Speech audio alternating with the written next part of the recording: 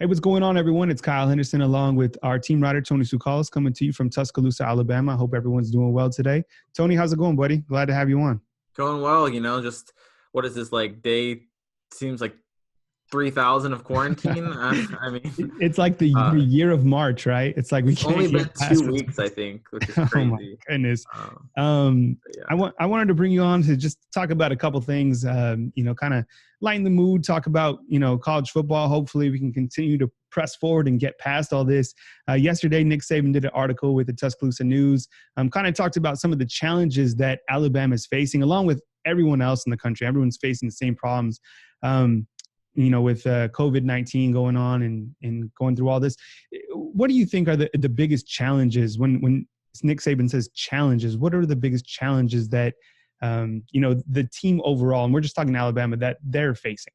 I mean, they're not there. And then obviously you're not going to have a spring practice as well. So it's just different. It's just adapting to a different time in terms of just, what they can do. I know now, starting Monday, they can have 2 hours a week on video with the players, and they're allowed to go over kind of like what you would have in maybe a team meeting. You can go over some film. What they can't do is like they can't watch the players work out or give them any kind of live critique of that. They can provide workout plans. So it's just kind of working with this new guideline. I'm sure, with recruiting as well, it creates a whole nother can of worms for them to have to deal with. When you look at it, though, everyone's on the same page. And if you look at a coach that's going to be able to adapt to this, Nick Saban's right up there with who you'd want. So in a way, I mean, I don't think anyone would prefer this, including Alabama. But if you look at it, because of Saban, because of the expertise on the staff, you would think that a school like Alabama would have an advantage over especially a team like maybe that's getting a new head coach. I would think that maybe an Ole Miss, Mississippi State, Arkansas, those teams, this has got to be really tough because they haven't had that full spring to implement the new coaching staff and to get the players really used to that kind of stuff. So Alabama's not in a great shape, but nobody's in a great shape. And I think they're in a lot better shape than a lot of other teams. But I think you bring up a great point, just because when you look at the continuity of this staff that returns, I mean, everybody's, for the most part, is back. There's not a lot of new coaches that have to gain that continuity during the springtime. So you have your defensive coordinator who returns. You have your offensive coordinator. So these guys already know what to do.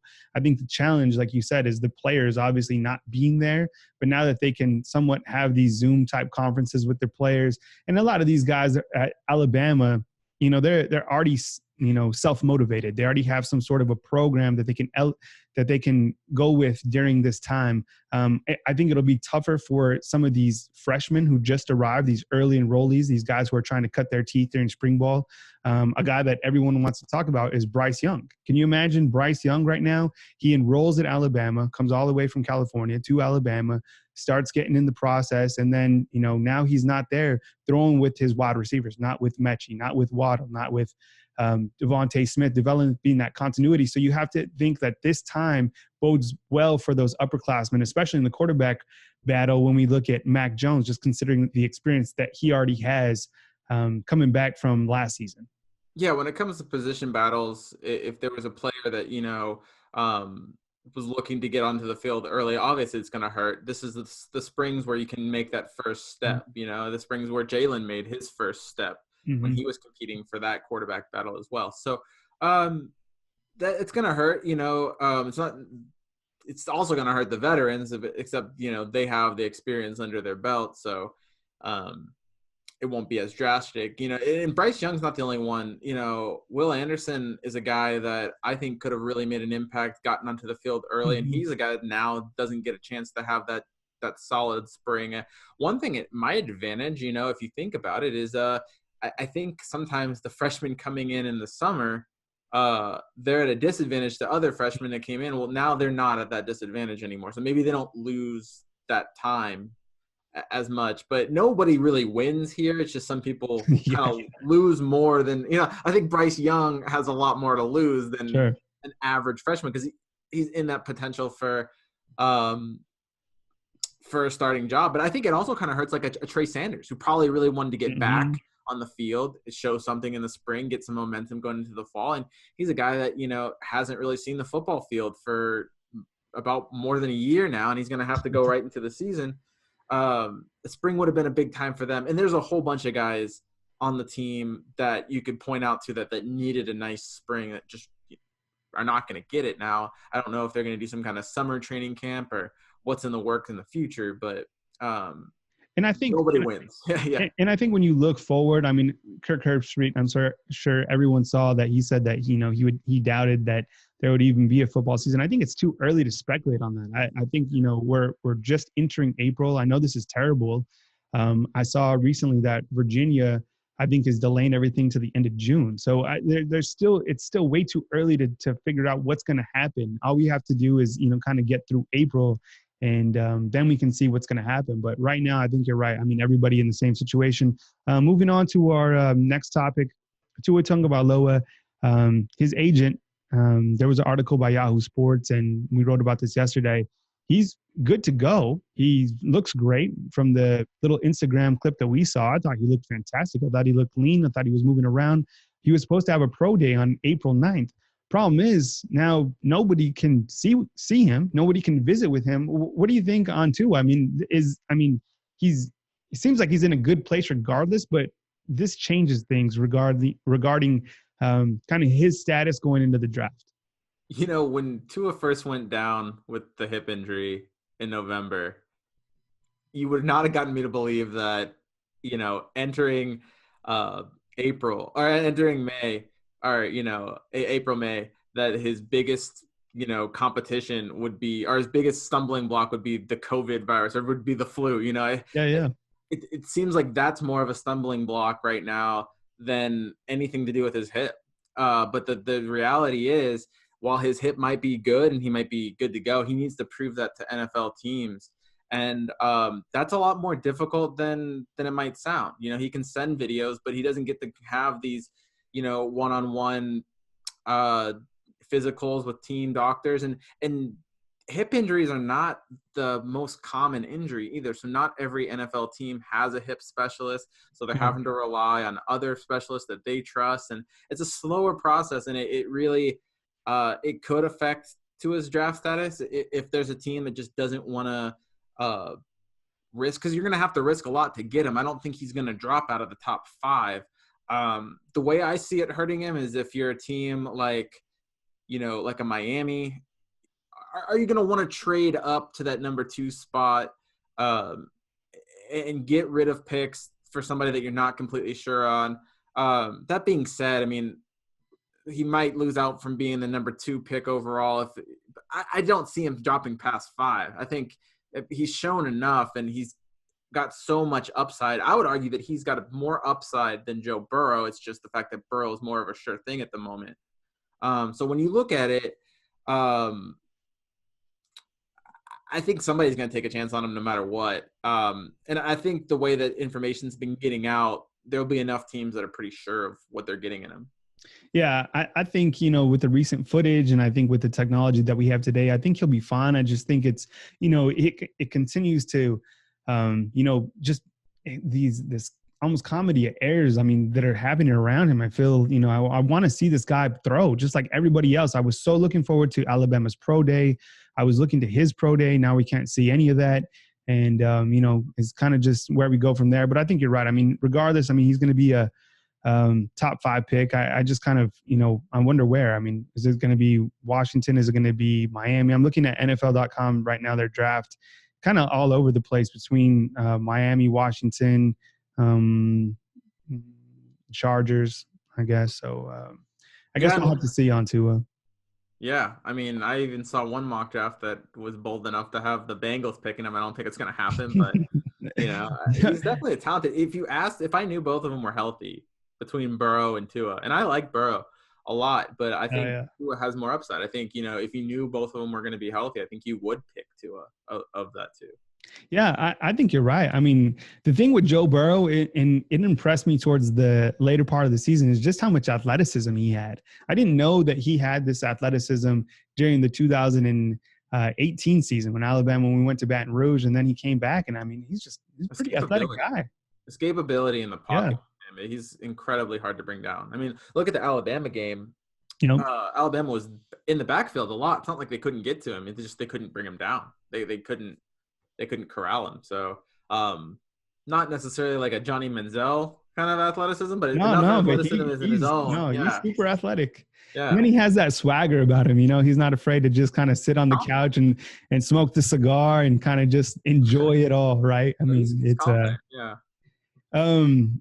The last thing I want to talk to you about, you spearheaded this. It was the greatest all time under Nick Saban, and we're moving on. We're in the Elite Eight right now, right? Yeah, we're about to be. We're still the last round of the Sweet 16. The last round. So I'm looking at the bracket right here, and you can check out the bracket on BamaInsider.com. So AJ McCarron and Jerry Jeudy, who's winning that right now? AJ McCarron's winning that, and then Mark Ingram's beating Dante Hightower in the bottom half. There's still time to vote. Time to vote. I think that those two have a substantial lead, especially I think Jerry Jeudy might still be beating AJ on Twitter, but on our message board, AJ's hammering that competition. So I think it's going to be AJ and Mark in that one. So when you look at this, and you've obviously been tracking it and writing about it every single day, is this gonna come down to Tua and Derrick Henry? Maybe. Judging by the way people are voting, because it's not just me picking these things, it's the fans. I project Tua to come out of that top left bracket, Derrick Henry to come out of the top right. I actually expect number 3 seed Julio Jones to come out of the bottom left, and then I think Mark Ingram will actually come out of the bottom right. Just basing on the momentum that each of these guys gets in their voting, that's who I think. And what you think Julio could? I don't know if it'd be an upset. Maybe it would, but what can Julio upset too? I mean, what Julio did was pretty remarkable at Alabama, right? Well, see, that's the thing he actually wasn't too remarkable at Alabama, and that's why you're right. It was kind of like he progressed, like his NFL career is kind of what he continued to take off, whereas Tua had this elaborate, shiny. Well, I mean, I don't know, because the later part of Tua's career was, kind of in the dumps. But I don't know. It could be an interesting matchup between Julio and Tua. Yeah, I mean, I think it's going to come down to it. I didn't really put too many guidelines on this bracket. Obviously, if you look at the bracket, you might be upset that Julio got a 3 seed, and the reason why he did is his production level wasn't as big at Alabama. He's been so prolific at the NFL level, though, that he's still an elite. If you looked at the most talented player in this whole bracket, just at their position, it's probably Julio. But I think when you look at what they did at Alabama, I think if you look at what they did at Alabama, it's got to be between Tua and Henry.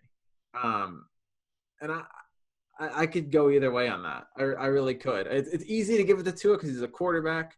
But then again, he's been one of the best quarterbacks college football has ever seen. And you got to remember all these stats that Tua's done have basically been, pretty much within 2 seasons because, behind Jalen Hurts, and then he got this one cut short. So it's pretty remarkable stuff. It's crazy that some of these guys on any other team would have been number 1 seeds, and like Mark Ingram, a Heisman winner, is but you could look at a guy like AJ McCarron, who's 3 national champions, has a bunch of records, been the face of Alabama. And he was one of the guys that really started this run. So, yeah, it's crazy. Well, you can go vote, and you can continue to, be involved at BamaInsider.com. Tony, I saw it on social media. I think it was Maria Martin, who used to cover Alabama. She put it out there, was the quarantine name, and I put it on the message board as well. And so it works like this, and I want you to put your quarantine name in the comment box, please. So let me read you your quarantine name is the last thing you ate in your high school mascot. You didn't put yours in there, Tony, did you? Oh, no, I didn't. At the time when I first read it, it was the Pasta Highlanders. The Pasta Highlanders. And now it would be the fried rice Highlanders. So fried rice Highlanders. So I'm gonna stick with Pasta Highlanders because that was the first time. Yeah, that sounds a little better. Mine was Burrito Horseman. So we're the Horsemen. I mean, I like that. Yeah, it's not bad. Like a guy on a horse, just Yeah, there were some good ones though on the Bama Insider. Let me read you a couple. This guy's name was Hot Dog Senator. I like that. Biscuit Bruin. One guy's name was Pound Cake Buccaneer. Is Oh. that On Twitter, I saw someone, and I forget who it was, that was a hot dog Trojan. Oh, hey, Hey, that's yeah. I mean, that lines up perfectly. But put your quarantine name in the comment box. I'd be curious to see what you guys are doing. Stay safe out there. We'll be doing this from time to time. Sometimes we might bring in Tyler Waldrop, and we'll try to get Trey Yanity back. Tony Tsoukalas is our team writer. Andrew Bone is our recruiting editor. So, we like to mix it up, and I'll have both of those videos coming out very soon. But thanks for joining us, Tony. It was great to have you on, and you can catch more of his content back at Bama Insider, of course. Anything else, Tony? That's it for me. Yeah, stay safe out there, guys, and thanks for watching. Please like and subscribe, and we'll catch you soon at BamaInsider.com.